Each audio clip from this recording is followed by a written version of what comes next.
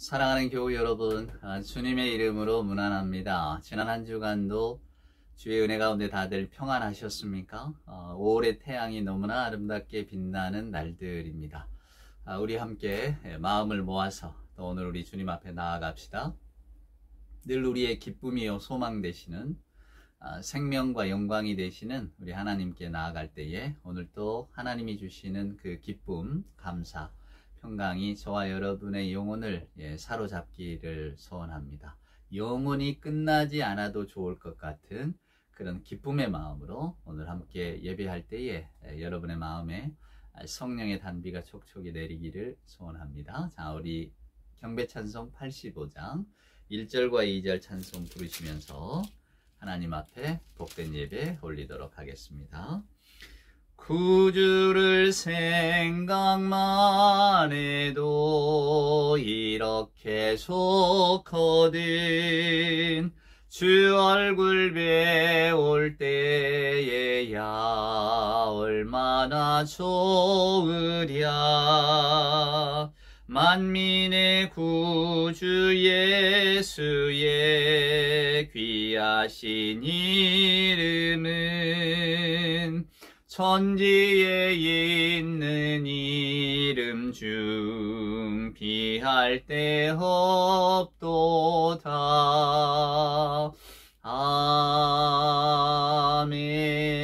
아멘. 사도신경으로 우리들의 신앙을 고백합니다.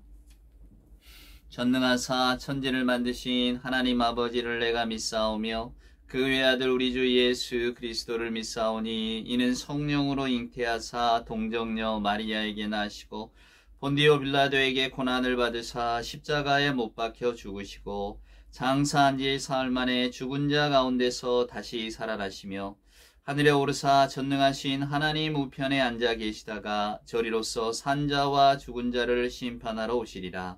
성령을 믿사오며 거룩한 공예와 성도가 서로 교통하는 것과 죄를 사하여 주시는 것과 몸이 다시 사는 것과 영원히 사는 것을 믿사옵나이다. 아멘.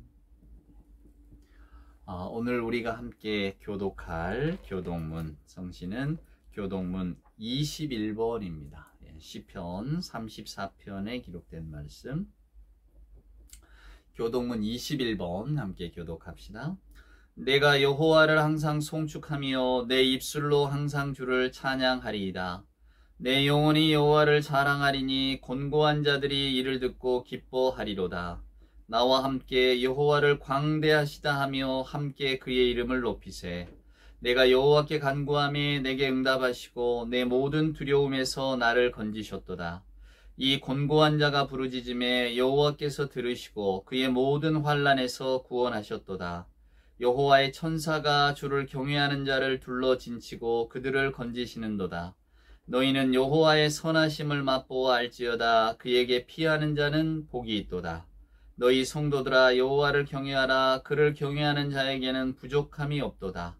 젊은 사자는 궁핍하여 줄일지라도 여호와를 찾는 자는 모든 좋은 것에 부족함이 없으리로다. 아멘. 오늘 예배 찬송은 찬송가 461장입니다. 십자가를 질 수 있나 주가 물어보실 때 죽기까지 따르오리 성도 대답하였다. 우리 찬송가 461장 1절과 4절에 있는 찬송을 함께 부르십시다. 십자가를 질 수 있나 주가 물어보실 때 죽기까지 따르오리 성도 대답하였다. 우리의 심령 주의 것이니 주님의 형상 만드소서. 주인도 따라 살아갈 동안 사랑과 충성 늘 바치오리다. 이런 일 다 할 수 있나 주가 물어보실 때 용감한 자 바울처럼 선뜻 대답하리라. 우리의 심령 주의 것이니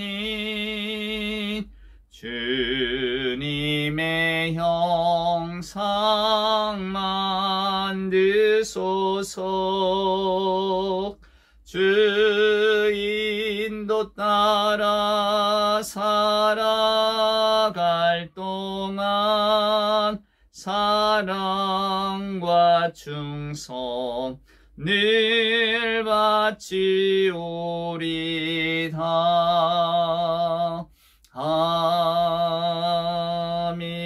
아멘. 기도하겠습니다. 사랑과 은총으로 함께 하시는 아버지 하나님, 오늘 이 복된 주일 아침 하나님 앞에 고개 숙이며 예배하는 사랑하는 당신의 자녀들, 하나님, 한 주간 동안 복잡했던 세상의 먼지를 깨끗하게 털고 또 불순종의 먼지가 덮였던 구두를 닦고 세상 일로 헝클어진 저희들의 머리칼을 곱게 빗고 깨끗하고 순전한 옷으로 갈아입고 주님 앞에 나왔습니다. 하나님, 저희들의 마음을 비워주시고 깨끗하게 씻어주옵기를 간절히 소망합니다. 먼저는 우리의 죄를 용서하시고 또 뉘우치고 회개하는 저희들의 마음, 하나님, 주의 사랑과 성령으로 위로하여 주시옵소서. 마음의 눈을 크게 뜨게 하여 주시고 우리 주님의 성품을 담게 하여 주시옵소서. 그동안 미워하고 질투하고 또 때로는 비판했던 그런 매서운 세상의 눈초리와 또 똑바로 보지 못했던 굴절된 안경, 하나님 다 벗게 하여 주시옵소서. 저희들의 마음 가운데 가장 못된 사탄의 장난인 편견과 선입견, 그것을 가지고 사람을 판단하고 평가했던 그런 버릇으로부터 하나님 자유로워질 수 있도록 이 시간 사랑으로 역사하여 주시옵소서. 저희들 주님 전에 나와 이렇게 비워진 마음 가운데 하나님의 복으로 채워주옵기를 간절히 소원합니다. 우리 예수님 말씀하셨던 것처럼 가난한 마음, 청결한 마음, 온유한 마음, 의와 평화를 사랑하는 마음 위에 하나님을 경외하는 축복을 허락하여 주시옵소서. 하나님, 5월의 눈부신 태양 아래 저희들의 삶을 돌아봅니다. 생명의 여름, 빛나는 태양의 뜨거운 열기, 우리 하나님이 주시는 믿음의 힘으로 함께 받아 먹게 하셔서 여름의 태양 밑에 얼굴이 까맣게 그르듯 우리들의 신앙이 더 튼튼하게 자라날 수 있도록 건강하게 하나님 키워 주시옵소서. 여름을 맞이하는 이 나날 속에서 새 믿음, 새 용기를 주시고 늘 아버지의 길 위에 서 계셨던 우리 주님을 따라 저희들도 예수의 길을 걸어갈 수 있도록 주여 도와주시옵소서. 우리 구주 예수님의 귀하신 이름으로 간절히 기도드리옵나이다. 아멘. 오늘 우리에게 주시는 하나님의 말씀, 오늘은 요한복음 14장에 있는 말씀을 보겠습니다. 너무나 유명한 말씀이죠. 내가 곧 길이요 진리요 생명이다, 이런 대목이 나오는 말씀인데요. 자, 요한복음 14장 1절로 6절에 있는 말씀을 한번 제가 읽어보도록 하겠습니다. 너희는 마음에 근심하지 말라. 하나님을 믿으니 또 나를 믿으라. 내 아버지 집에 거할 곳이 많도다. 그렇지 않으면 너희에게 일렀으리라. 내가 너희를 위하여 거처를 예비하러 가느니 가서 너희를 위하여 거처를 예비하면 내가 다시 와서 너희를 내게로 영접하여 나 있는 곳에 너희도 있게 하리라. 내가 어디로 가든지 그 길을 너희가 아느니라. 도마가 이르되 주여, 주께서 어디로 가시는지 우리가 알지 못하거늘 그 길을 어찌 알겠사옵나이까. 예수께서 이르시되 내가 곧 길이요 진리요 생명이니 나로 말미암지 않고는 아버지께로 올 자가 없느니라. 예수께서 이르시되 내가 곧 길이요 진리요 생명이니 나로 말미암지 않고는 아버지께로 올 자가 없느니라. 예. 길이다. 여러분, 우리는 좁은 문으로 들어가라고 하는 우리 예수님의 말씀을 잘 기억합니다. 예수님은 좁은 문, 넓은 문에 대한 이야기를 하시면서 넓은 문으로 가는 길은 넓다. 하지만 그 길은 멸망에 이르는 길이요.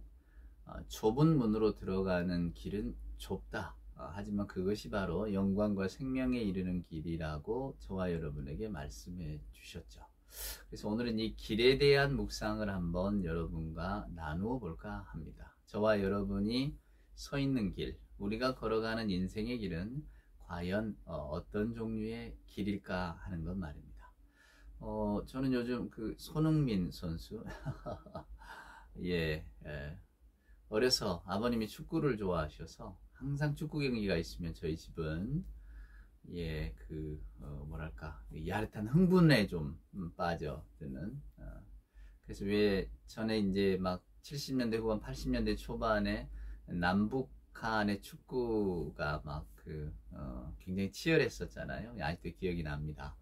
그 남북 대결 새벽 4시에 했었는데 뭐 그걸 보느라고 온 식구가 밤을 새웠던 그런 기억들이 생생합니다. 그래서 참 이 어린 시절의 기억들이 계속해서 이렇게 자리하고 있기 때문에 저는 요즘 이제 축구를 할 수 있는 나이는 아니잖아요. 이제 축구를 보는 나이인데 최근에 제가 이제 우리 손흥민 선수 축구에 재미를 붙여서 예, 참 그 선수가 나오는 경기를 아주 응원하는 마음으로 재미있게 보고 있습니다. 근데 그러다 보니까 지금 영국의 프리미어 리그에서 뛰고 있잖아요. 그래서 이제 영국의 도시들을, 저는 영국은 가보지는 못했습니다만은 영국의 도시들 제 그 도시에 축구팀이 있으니까. 근데 맨체스터니, 레스터니, 또 전에 뭐 윈체스터, 이건 축구팀이 있는 건 아닌데 요런 이야기, 체스터, 뭐 스토로 끝나는 도시가 많다는 걸 알게 됐는데, 근데 실은 이 체스터 혹은 스터 이런 것들이 여러분 다 옛날 로마의 주둔지가 있었던 곳입니다. 그러니까 그 로마의 병영 주둔지가 있었던 곳에 붙이던 이름이었죠. 그러니까 뭐 맨체스터니 뭐 레스터니 이런 다 옛적 로마의 주둔 병영이 있던 곳. 그래서 로마는 여러분 아시는 것처럼 항상 길을 냈잖아요. 모든 길은 로마로 통한다. 이게 로마가 건설한 게 길입니다. 그러니까 그 병영 중심으로 해서 계속해서 길들이 나 있는 거죠. 또 뭐 오스트리아, 이탈리아 이렇게 그 고속도로도 그 무솔리니라고 하는 그 이태리 독재자가 놓았다고 해요. 그러고 보면 여러분, 우리나라 경부고속도로도 군사독재 시절에 놓아진 거잖아요. 또 우리가 일제치하에서 일본도 우리의 모든 걸 약탈하려고 막 철도 놓고 그랬잖아요. 그러니까 이 길이라고 하는 게 어쩌면 좀 그 제국주의적인 성격이 있는 것 같아요. 그러니까 제국주의적이라는 게 다른 게 아닙니다. 뭐 약육강식, 힘 있는 자가 힘이 없는 자, 그러니까 내가 강한 자가 약한 자를 짓밟는 거죠. 다 빼앗고, 그리고 그 약한 자를 이렇게 수하해 놓는, 그것이 지금까지 세계 역사의 길이었다고 봐도 과언이 아닐 겁니다. 그러니까 그 로마는 영국에 길을 내고 주둔지를 두고 말입니다. 그래 왔죠. 그러니까 길의 역사는 어쩌면 피의 역사고 제국의 역사라고 할 수 있겠습니다. 근데 그 길들을 통해서 어찌됐건 사람들은 교역하고 또 문화교류를 하고 그렇게 살았으니까, 오죽하면 우리 동양에서도 실크로드라는 게 있잖아요. 그런 것처럼 길 하면 떠오르는 게 사람이 이렇게 걷는 길이 아니고, 결국은 우리 인류가 걸어온 길이라고 하는 것은 그 큰 도로가 상징하듯이 어쩌면 성공의 길이요, 출세의 길이요, 또 강한 자가 약한 자를 누르는 길, 그것이 세상의 길이 아닐까 싶습니다. 그러니까 여러분, 우리가 지금 뭐 살아가고 있는 이 세계 속에서도 대개 이제 세상 사람들이 좋아하는 길은, 뭐 우리도 다 세상 사람이지만요, 우리가 좋아하는 길은 그냥 넓은 길, 평탄한 길, 좋은 길, 그리고 잘 닦인 길. 그래서 그 길은 곧 성공의 길이겠죠. 누구나 다 사람들은 성공하기를 바라고 잘 되기를 바랍니다. 이 땅에 사는 동안 권세와 명예를 누리기를 원합니다. 그래서 그 길을 가기 위해서 얼마나 잘 길들이 정비되어 있겠습니까? 그러니까 흔히들 우리가 성공하는 사람에게 탄탄대로를 걷는다는 말을 하잖아요. 그러니까 그것처럼 우리는 그런 인생을 다 바랍니다. 근데 저와 여러분이 오늘 고민하는 것은 오늘 예수님이 내가 곧 길이다 라고 말씀을 하셨잖아요. 오늘 제자들과 처음 만나서 말씀을 나누십니다. 이게 이제 요한복음 14장에 있는 이야기는 예수님이 예루살렘에 입성해서 순환 당하시기 전이에요. 그러니까 이제는 예수님 스스로가 십자가의 고난을 감지하고 이제는 내가 아버지의 뜻에 따라 어떤 희생을 치르든지 아버지가 원하시는 길을 걸어갈 수밖에 없는 그런 것들을 직감하고 계실 때에 이제 제자들에게 마치 고별 이야기, 유언처럼 들려주는 일종의 설교입니다, 여러분. 고별 강화예요. 강화가 설교란 말이잖아요. 고별 설교란 말이에요. 근데 오늘 이 14장은 특별히 더 각별한 것이 오늘 예수님이 이런 말씀을 하셨다는 거예요. 내가 곧 길이다, 진리다, 생명이다. 자, 오늘 예수님이 뭐라고 말씀합니까? 이제 제자들이 순환을 앞두고 모두가 다 근심하는 지경에 이르렀을 때에 오늘 예수님이 이렇게 말씀합니다. 너희는 마음에 근심하지 말라. 하나님을 믿으니 또 나를 믿으라.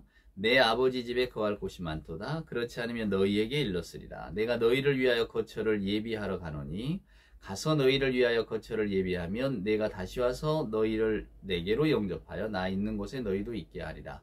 내가 어디로 가는지 그 길을 너희가 아느니라. 그러니까 오늘 예수님께서는 저와 여러분에게 어떤 이야기를 들려주시느냐면 내가 아버지께로 간다 그 말이에요. 그리고 내가 그 가는 길은 너희가 있을 곳을 예비하러 간다. 그랬더니 도마가 무슨 얘기를 하냐면 여러분 5절 한번 보세요. 5절에 보시면 도마가 뭐라고 말하냐면 도마가 이르되 주여 주께서 어디로 가시는지 우리가 알지 못하거늘 그 길을 어찌 알겠사옵나이까. 도마는 오늘 예수님께서 내가 아버지께로 간다. 아버지 집으로 간다. 나는 먼저 가서 그 길을 예비하겠다라고 하니까 오늘 도마가 일종의 내비게이터를 좀 달라고 말한 겁니다. 우리에게 그 길 안내 지도를 좀 주세요. 예수님이 가시는 걸 알려주셔야 우리가 그 길을 갈 것 아닙니까? 그러니까 오늘 도마는 예수께서 가는 곳을 최종 목적지라고 생각을 한 거예요, 여러분. 그래서 주님이 아버지를 만나러 가시는 길이 있다면 그 루트를 우리에게 가르쳐 주시면 우리도 예수님 당신이 없으셔도 그 길을 따라서 가겠습니다. 지도를 달라는 거였죠. 근데 예수님이 무슨 말씀을 합니까? 내가 곧 길이다 이렇게 말씀을 하셨어요. 그러니까 예수님이 말씀하시는 그 길은 우리가 인생을 살아가면서 어떤 목적지를 두고 가야 될 길이 아니라 그냥 최종 목적지가 아닌 거죠.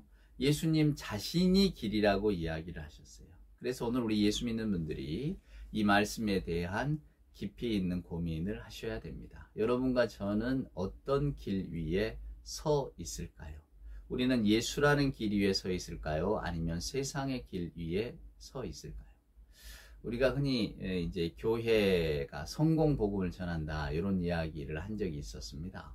무슨 이야기인가 하면 그 예수 믿으면 뭐 잘 된다. 뭐 우리나라 유명한 목사님들 예를 들어가면서 다 예수를 믿어서 저렇게 잘 됐다. 가난한 한국에서 태어나서 혹은 전쟁 고아가 되어서 그렇게 예수 믿는 사람들, 특별히 이제 뭐 미국을 빌먹이면서 이제 그 미국의 도움이 없이 저분들이 저렇게 큰 목사가 됐겠느냐, 그리고 성공할 수 있었겠냐. 그러니까 우리도 어찌됐건 예수 잘 믿고 또 뭐 그 이웃나라에 대한 고마움도 알고 뭐 그렇게 살아가자, 뭐 이런 애국주의적 설교를 하는 게 많이 있잖아요. 그래서 지금도 뭐 이렇게 뭐 우리가 흔히 태극기 부대라고 합니다만 뭐 시위하러 나면 꼭 성조기를 같이 들고 나오잖아요. 예, 그런 것들이 다 거기에 맥락적으로 다 있는 겁니다. 우리가 도움을 많이 받았다. 그래서 우리는 그들의 도움으로 이렇게 성공의 대열에 들어섰다. 이게 결국 무슨 이야기인가요? 우리 역시도 그런 성공의 길을 걸어가자 하는 거죠. 일종의 성공 복음입니다. 예수 잘 믿어서 잘 살아보자는 거예요.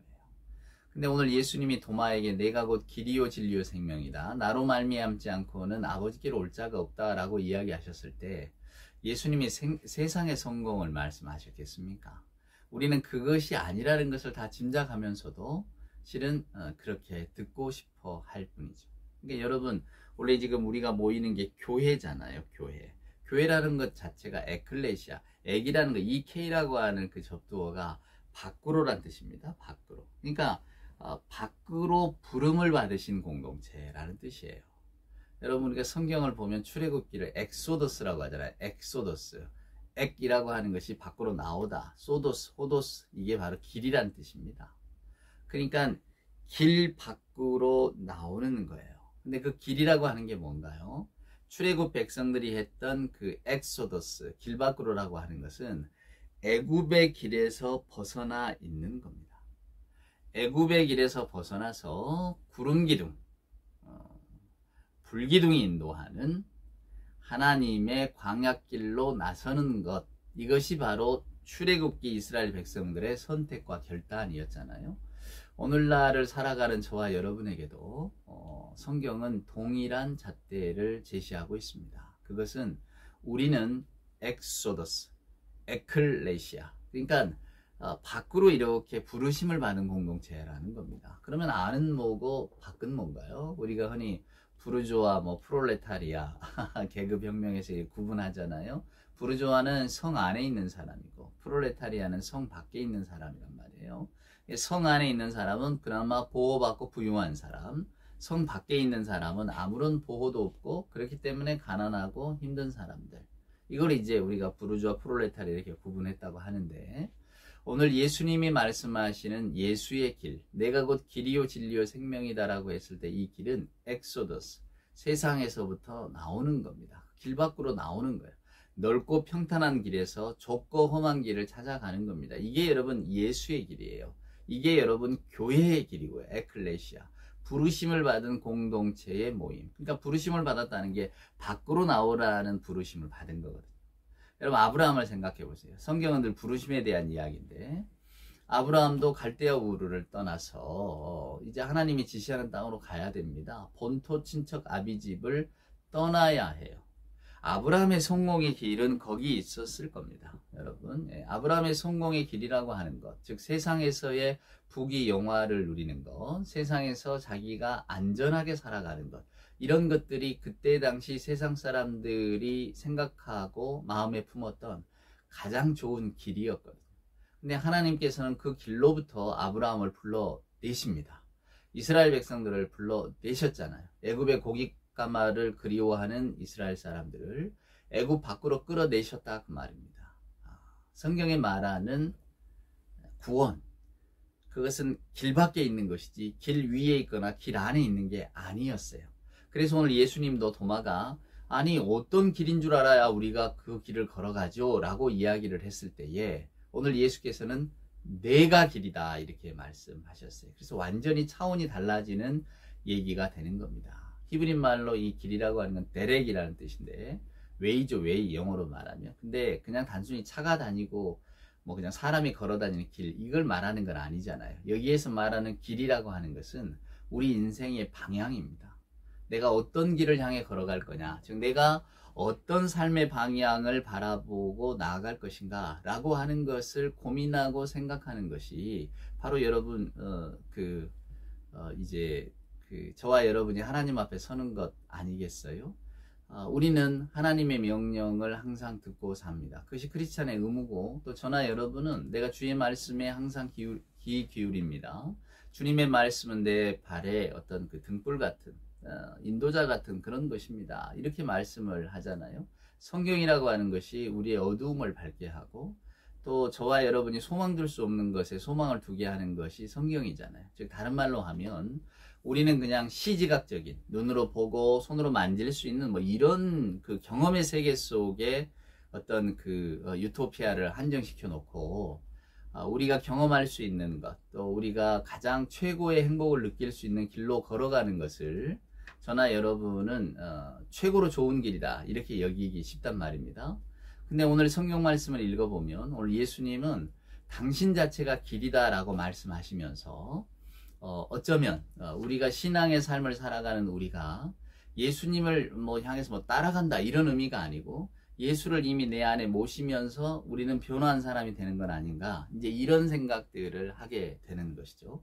그러니까 곰곰이 저와 여러분의 삶을 이렇게 돌아보면 우리는 크게 작게든 전부 다 성공의 기반 위에 서 있습니다. 그게 무슨 이야기냐, 성공의 길을 걷기 위해서 서 있는 것이죠. 그리고는 그 길이 가장 좋은 길이라고 여기며 살아갑니다. 왜냐하면 다른 나 말고 타인들도 다 그렇게 생각하니까. 좋은 직장, 좋은 환경, 좋은 집, 좋은 재산, 뭐 이런 것들을 향해서, 그리고 이것을 얻기 위해서 우리는 살아가죠. 왜냐하면 세상이 말하는 길이라고 하는 것, 그 길의 끝에는 사랑과 인정이 있는데, 이 사랑과 인정의 길을 걸으려면 일단 성공해야 되고, 사람들이 다 선하다고 여기는 것, 사람들이 좋게 여기는 것을 아르테라고 합니다. 그 좋게 여기는 것을 우리가 가지고 있어야 돼요. 오늘날 자본주의 세계 속에서 좋게 여기는 게 뭡니까? 돈이고, 그 다음에 출세라고 하는 세상 사람들의 이목과 관심을 받는 것 아닙니까? 사람들이 나를 주목해 줄 때에 내가 성공했다는 느낌을 받게 되거든요. 또 내가 높은 지위에 올라가면 올라갈수록 사람을 부릴 수 있는 힘이 생기잖아요. 이제 그런 면에 있어서 성공이라고 하는 것이 꼭 권력과 더불어 옵니다. 권력은 사람을 부리는 힘이니까요.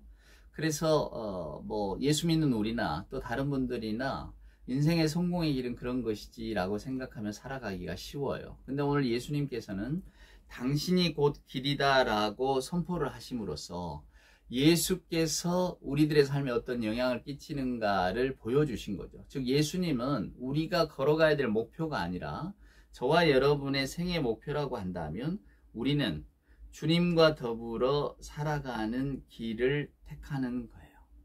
다른 말로 이야기하면 우리 예수 믿는 분들에게는 주님과 동행하는 길이 아니고서는 행복을 찾을 수 없다라고 하는 거죠. 세상 사람들이 다 걸어가는 그 넓고 좋은 길, 그래서 들어가려고 하는 넓은 문 속에는 우리 주 예수 그리스도가 없다는 것이 성경의 가르침입니다. 그럼 여러분, 아니 왜 넓은 길 위에는 우리 예수님이 없나요? 라고 이야기할 때에 그 넓은 길이라고 하는 것이 결국은 성공주의다 그 말입니다. 성공주의는 남을 고려하지 않고, 즉 남을 배려하지 않고 내가 내 삶을 최원탑이 되기 위해서 애쓰는 거예요. 이게 성공주의입니다. 즉 이긴 자가 다 갖는다고 하는 이런 그 승리주의 세계관인 거죠. 그러니까 우리가 바라보고 있는 세상의 길은 다 그 길을 향해 나아 있습니다. 근데 예수의 길은 그게 아니었거든요. 늘 말씀드리는 것처럼 하나님의 길은 그 길이 아니었습니다. 하나님은 더불어 나누라 하고 약한 자들끼리는 연대해야 한다고 하고 내가 강한 자가 돼 있다 하면 그건 약한 자를 위해 쓰라는 것이지 네가 스스로 그걸 가지고 우쭐거리라는 게 아니다. 이런 이야기들을 성경이 계속해서 지속적으로 하고 있거든요. 저도 여러분에게 지난주에도 그런 종류의 말씀을 드렸습니다. 그럴 때에 오늘 우리가 진지하게 고민해 봐야 되는 것은 과연 예수께서 내가 길이요 진리요 생명이다라고 말씀하실 때에 그 길의 의미가 뭐냐 그 말이에요. 우리는 예수님이 곧 길이고 예수님이 곧 진리고 예수님이 곧 생명이다 이런 이야기들은 뭐 귀에 못이 박도록 듣는데 과연 예수님이 길이라고 하는 의미가 뭐냐 그 말입니다. 말씀드린 것처럼 저 길 끝에 예수께서 계시니 우리가 저 예수님이 계신 목적지를 향해 걸어가자 이 말이 아닙니다. 오늘 예수님이 내가 곧 길이요라고 이야기하신 이 길 속에는 결국은 저와 여러분 우리 인생이 걸어갈 길은 예수님의 길밖에 없다라는 것, 그것이야말로 진리요 구원이라는 것을 저와 여러분에게 강조하고 있는 거죠. 그럼 우리는 이 시점에서 고민이 생깁니다. 알겠습니다. 예수의 길, 예수가 길이요 진리요 생명이다. 알겠어요. 그리고 그런데 그 예수의 길이라고 하는 게 그럼 도대체 뭡니까? 예수님이 어떤 목적지 끝에 계신 게 아니라 예수님이 길이기 때문에 우리는 그 길을 밟고 지나가든 품고 지나가든 하여간 그 길과 더불어 간다고 할 때에 그 예수님을 더불어 품는 사람의 마음이 어떤 거겠냐 하는 겁니다. 예를 들면 많이 있죠. 성령의 9가지 열매라든가 갈라디아서에서 나온 또 뭐 우리 주님의 말씀 가운데 화내거나 분노하지 말라 이런 말씀도 있잖아요. 화는 낼 수 있습니다만은 분노를 품고 있는 것은 자기를 죽이는 것과 마찬가지니까 분노를 품지 말라. 노하더라도 그걸 하루 이상 담고 있지 말라. 성경도 이렇게 가르치잖아요. 그러니까 예수님을 따라가는 삶 또는 예수 그리스도의 그 길을 밟고 가는 삶이라고 하는 것은 결국은 다른 게 아닙니다. 저와 여러분의 행동과 삶에서 나타나야 하는 것이죠. 근데 그 행동과 삶에서 나타나는 예수님의 모습은 비난과 정죄보다는 포용과 껴안음이요. 또 뭔가 내가 모든 것을 다 가지기보다는 좀 나누고 베푸는 것이요. 또 그냥 마땅히 벌 줄 자에게 벌 주고 또 분노할 자에게 분노하는 그런 마음보다는 일단은 용서가 먼저가 돼야 되는 그런 삶이 있는 거죠. 예수를 믿는다는 게 여러분 쉽지 않는 길입니다. 우리 인간의 욕구와 욕망을 내려놔야 되기 때문이죠. 그 심리학에서는 이런 유명한 치료 기법이 있어요. 게슈탈트 치료라고 하는 건데, 게슈탈트 치료가 말하는 건 이겁니다. 만약에 여러분 앞에 이렇게 동그라미를 이렇게 그려놓고 동그라미가 그려진 백지 한 장을 준다고 합시다. 그러면서 이제 뭐가 떠오르느냐 이렇게 묻는 거죠. 근데 만약에 내가 배가 고프면 그 동그란 걸 통해서 호빵이 생각이 납니다. 혹은 뭐 호떡이 생각이 난다고도 말할 수 있겠죠. 빵 같은데요 말할 수 있습니다. 그럼 오늘 지금 이 사람에게 일어나는 가장 큰 주요 감정이 배고픔이니까 동그라미를 보면서 빵을 생각하는 겁니다. 근데 또 동그라미를 보면 빵 대신에 돈을 생각하는 사람이 있지 않겠습니까? 돈에 목마르거나 당장 내가 써야 될 돈이 있는데 돈이 없다거나 그러면 동그란 건 곧 동전을 상징시키니까 돈 같은데요 이렇게 말할 겁니다. 이게 게슈탈트 치료라고 하는 것은 그때 딱 동일한 상황이야. 동일한 동그라미를 보면서 서로 다른 생각을 하잖아요. 근데 빵을 떠올리는 사람에게는 지금 가장 큰 문제가 배고픔입니다. 돈을 떠올리는 사람에게는 가장 큰 문제가 돈인 거죠. 이런 것들을 집중시켜서 거기에 이제 마음을 두게 해서 빨리 그 문제들을 해결해 줘라. 해결이 안 되면 그걸 미해결 과제라고 그래서 계속해서 우리를 괴롭히는 문제가 되거든요. 그러니까 그 동그라미를 보고 떠올리는 것이 가장 사람이 지금 생각하는 기본적인 욕구이니 그걸 잘 바로 치료해주면, 없애주면 된다. 이렇게 말하는 치료법인데 저는 문득 그런 생각이 들었습니다. 저희들 앞에 동그라미가 있다면 여러분은 뭘 떠올리실까요? 아마 뭐 식사 전이라면 당연히 식사 관련된 게 떠오를 수도 있고 또 언제나 많이 있어도 모자란 게 돈이니까 우리는 또 돈을 떠올릴 수도 있을 것입니다. 이게 지금 우리들의 현실이거든요. 저와 여러분이 집중하고 있는. 근데 오늘 예수님의 말씀은 바로 그 집중과 현실은 로마의 길이야. 넓은 문으로 가는 길이야. 이렇게 말씀하고 계시고 있는 거거든요. 그래서 오늘 예수님이 내가 아버지께로 간다라고 했을 때 그 히브리 말은 데렉인데 길이라는 뜻이 아버지께로 간다라고 하는 말은 아버지와 하나가 된다는 의미예요. 아버지와 일치한다는 의미입니다. 제자들은 그 말 뜻을 알아듣지 못했기 때문에 그 길 좀 가르쳐 주세요. 그럼 우리도 예수님이 그 길을 따라가시면 우리도 그 길을 따라갈게요. 물리적인 공간으로 생각했단 말입니다. 물리적 환경인 거죠. 근데 예수님은 그게 아니다. 내가 곧 길이다 하심으로써 사람들의 관심을 결국은 외적인 환경이 아니라 외적인 어떤 길을 찾아가는 게 아니라 보물섬이 아니잖아요. 보물찾기가 아니잖아요. 지도가 있어야 찾아갈 수 있는 것 아니잖아요.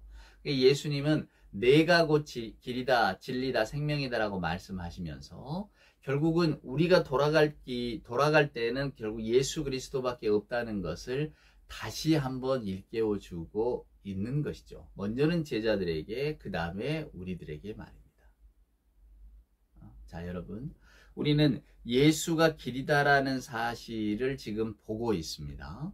예수께로 가는 길이 아니라 예수 그분 스스로가 길이 되셨단 말이에요. 그럼 우리는 예수님의 생애를 보면서 저와 여러분이 예수의 길 위에 서 있다고 하는 게 어떤 의미일까라고 하는 것을 자꾸 되새기시는 겁니다. 일종의 관점의 전환을 불러일으키는 것이고 우리가 예수님과 접촉했을 때 어떤 지금 현상이 벌어지는가, 어떤 측면으로 바라보게 되는가라는 겁니다. 저는 감히 저나 여러분이 예수님께 집중하는 순간에 우리 인생의 미해결 과제는 다 없어진다고 생각합니다. 이게 미해결 과제라는 게 내가 어찌됐건 이 앞선 경험 속에서 해결하지 못한 거거든요. 내가 만약에 여러분 중학교, 고등학교 때 뭐 이렇게 음악이나 미술에 소질이 있어서 나는 또 거기에 대한 기호도 있어서 그 길을 하고 싶은데 부모님은 그냥 취직이 잘 되고 돈벌이가 잘 되는 어떤 걸 택하라고 했다면 그래서 우리는 부모님께 충실하고자 그 말씀을 들었다면 여전히 우리에게는 이 가지 못한 길, 음악이든 미술이든 예술에 대한 것들이 풀리지 않는 미해결 과제로 남아있는 거잖아요. 그러니까 상담에서는 이것들이 결국 우리를 온전하지 못하게 괴롭힌다. 이렇게 말을 하는데 해결하려면 이걸 알아야 되는 거죠. 오늘 저와 여러분이 예수의 길 위에 서 있다는 것은 우리가 뭔가를 문제를 풀어야만 예수님에게 가까이 다가가고 즉 미해결 과제가 해결이 되어야만 예수님을 만날 수 있고 이런 의미가 아닙니다. 이미 예수님 자체가 길이 되셨다 그 말이에요. 그러니까 오늘날 우리가 바라보는 길, 넓은 길, 결국은 성공의 길, 출세의 길, 제국주의의 길, 강한 자가 다 갖는 길. 우리 대한민국 국민들은 대부분 그 길을 원할 것입니다. 그래야 우리가 성공할 수 있잖아요. 소위 말해서 세계의 선도적 국가가 될 수 있는 거잖아요. 선진국이라고 하는 것이 정보를 먼저 다 독점하잖아요, 여러분. 컴퓨터 기술 같은 건 다 정보 아닙니까? 결국은. 그런 것들을 가지고 다른 나라들, 훨씬 앞선 지식과 기술을 가지고 아직은 그 길에 들어서지 못한 사람들에게 일종의 뭐랄까요, 돈벌이 수단으로 삼고 앞서가는 어떤 조건들을 만들어내는 거죠. 이것이 인간의 길이라면 우리 예수님의 길은 결국은 그것이 생명의 길입니다. 내가 곧 길이요 진리요 생명이다. 그러니까 예수님의 길 위에는 평가가 없는 거죠. 여러분 선과 그름, 그러니까 선과 악, 옳고 그름 이런 것들을 판단한다. 그런 판단이 없는 길이 그런 걸 말씀드리는 게 아닙니다. 예수님의 길이에 판단이 없다는 것은 내가 지금 이렇게 살아도 나는 앞으로 잘 살 수 있을까? 혹은 내가 지금까지 이런 것은 과거에 내가 게을렀기 때문인데 거기에 대한 네가 지금 고통을 받고 있다. 이런 것들인가? 그것은 결단코 아니라고 하는 거죠. 예수님의 길이라고 하는 것은 저와 여러분을 엑소더스 또 에클레시아 전혀 다른 차원의 길로 우리를 이끌어냅니다. 그러니까 하나님을 아는 사람과 모르는 사람이 겪게 되는 그 마음의 혼란이랄까요? 어려움이라고 할까요? 구원이 없다고 이야기하는 사람과 구원이 있습니다. 하나님의 사랑을 모르는 이들과 하나님의 사랑을 아는 사람들이 걸어가는 길은 분명히 다릅니다. 오늘 예수님이 내가 길이요 진리요 생명이다라고 할 때에 저와 여러분이 따라가는 예수의 길은 바로 이러한 길이에요. 예수님이 그대로 이 땅에서 사셨던 길이다 그 말입니다. 첫째는 아버지의 뜻에 순종해서 살았죠. 두 번째는 사람을 부리려고 하지 않으셨어요. 여러분 사단의 그 명령을 유혹이 기억나십니까?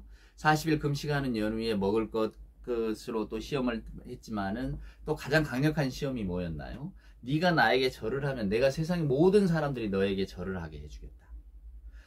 네가 내게만 복종하면 내가 모든 사람들의 복종을 네 앞으로 끌고 오겠다. 이런 거 아니겠어요? 너는 세상의 최고의 인간이 되라 하는 건데 예수님이 다 거절하셨잖아요. 바로 이겁니다. 평가와 비교.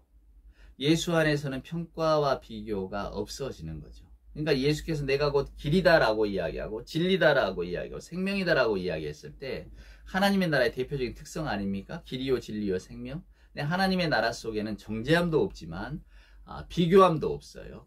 따라서 평가도 없는 겁니다. 우리는 얼마나 많은 주변의 평가들에 휘둘리며 살아왔나요? 지금도 살아가고 있고 또한 저희들의 자녀들에게도 그 이웃의 평가에 민감하라고 이야기하며 살고 있지는 않습니까? 실제로 내 인생의 어떤 소중함보다는 다른 사람들이 나를 바라보는 그 시선을 인식하면서 우리가 살아오지 않았냐 하는 거예요. 그런 우리들에게 예수님은 내가 곧 길이야 이렇게 말씀해주고 계신다는 것이 오늘 얼마나 저와 여러분에게 위로가 되는지 모릅니다. 그렇구나. 예수님의 길이라고 하는 것은 어떤 모범이 있으면서 그걸 따라가는 길이 아니구나. 성공의 길이 아니구나. 그냥 모든 걸 다 가져가는 그런 길이 아니구나. 예수의 길이라고 하는 것은 하나님이 우리를 사랑하셨듯이 사랑의 길이요. 또한 하나님이 우리를 아끼시고 용서하셨듯이 아낌과 용서의 길이요. 하나님 세계 속에서는 정죄함이 없잖아요. 하나님께서 모든 인간의 죄가를 주 예수 그리스도가에게 전가하셨잖아요. 십자가 죽음으로. 그것이 의미하는 말은 뭐냐면 이제 저와 여러분은 그 예수의 길을 걸을 수 있는 여건이 되어졌다는 거예요. 왜? 예수님이 직접 그 길이 되셨잖아요. 이제 우리에게 남은 거는 이제 실천 과제일 뿐인 거죠. 자, 예수의 길을 걷는다는 게 어떤 길일까? 성경은 이렇게도 말합니다. 분노를 마음에 품고 있지 말라고, 화를 품지 말라고, 해가 지기 전에 화해하라. 실은 이런 것들이 우리의 그 복잡한 심성을 건드리는 말씀이거든요. 우리는 일단 미워하고 싶으면 미워해야만 직성이 풀리잖아요. 뭔가 내가 시기하고 질투하는 대상이 있다면 저 대상이 어떻게 되어질 때까지 한번 밀어붙여 보는 것이 우리들의 속마음 아니냐 그 말입니다. 그게 드러날까봐 오히려 더 잘해주기도 하잖아요. 그걸 심리학에서는 전치라고 하는데, 저놈 좀 다쳤으면 좋겠어. 저놈 좀 어떻게 잘못됐으면 좋겠어. 내가 아주 시기하고 싫지않은 어떤 대상, 싫어하는 대상이 있단 말이에요. 마음속으로는 그렇게 생각하고 꼴도 보기 싫어 이러지만은 오히려 행동은 어떻게 나타납니까? 정반대로 나타납니다. 괜히 그 애를 잘 챙기게 되고, 뭐가 좀 아프다고 그러면 막 약이라도 갖다 주게 되는 그런 모습들. 그것이 우리 인간의 마음이거든요. 인간이 자기 마음을 그대로 드러냈다가는 견디기가 힘들기 때문에 인간은 그런 마음들을 감추며 삽니다. 그러면서 우리는 적당하게 세상 속에서 적당히 적응하는 사람으로 살아가죠. 근데 오늘 예수님께서 내가 길이요 진리요 생명이다 라고 말씀하셨던 이 대목을 좀 한번 깊이 생각해 보시기를 소원합니다. 우리 인생의 길이라는 게 결국 별것 없거든요. 우리가 뭔가를 이렇게 많이 소유하고 획득하고 또 뭔가 큰 자리를 가져야만 성공할 것 같아도 실은 본인은 압니다. 그런 인생이 때때로는 공허할 수 있구나. 내가 뭐 일에 쫓겨 산 인생이었구나. 이렇게 말할 수도 있는 것이거든요.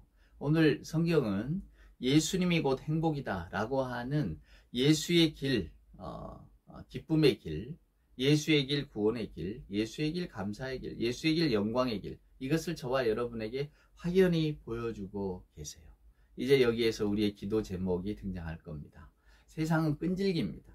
우리가 감히 이길 수 없는 큰 힘을 가지고 있어요. 하지만 저나 여러분이 날마다 기도할 것은, 하나님, 우리가 저 세상의 길을 따라갈 게 아니라 우리 예수님의 길, 세상이 볼 때에는 이게 십자가 처형을 받아서 사라져야 될 존재라고 예수를 그렇게 십자가형으로 제거를 했지만은, 그러나 부활하신 예수님께서 결국 우리에게 들려주신 이야기, 내가 곧 길이요 진리요 생명이다. 순환 이전의 제자들에게 했던 이 이야기가 오늘은 더 크게 다가오는 것 같습니다. 사랑하는 교우 여러분, 예수 안에서는 성공도 실패도 없습니다. 비난도 정죄도 없습니다. 예수 안에서는 혼자 독점하는 것도 없어요. 경쟁도 없고 시기도 질투도 없습니다. 예수께서 내가 곧 길이요 진리요 생명이다라고 했을 때 그 길과 진리와 생명은 곧바로 하나님 아버지의 마음과 직결된다는 것을 항상 기억하시기를 바랍니다. 그래서 저도 여러분도 비록 우리가 세상의 일들을 하는 동안에 세상의 길을 막 따라가고 또한 그 길에서 기쁨을 발견하고도 하지만, 종국에는 저와 여러분이 발견해야 될 기쁨은 바로 이 예수의 길에 있다는 것을 기억하시면서, 오늘도 예수님이 하신 말씀, 내가 곧 길이요 진리요 생명이다. 저와 여러분이 길이요 진리요 생명 대신 예수 그리스도를 마음에 품고 사는 사람이라는 사실을 꼭 기억하셔서 정말로 주님 다시 오실 때까지 그 예수의 길 위에 서기를 마다하지 않는, 주저하지 않는, 때때로는 기쁨으로 그 길을 선택할 줄 아는 우리 모두가 될 수 있기를 주님의 이름으로 축원을 드립니다.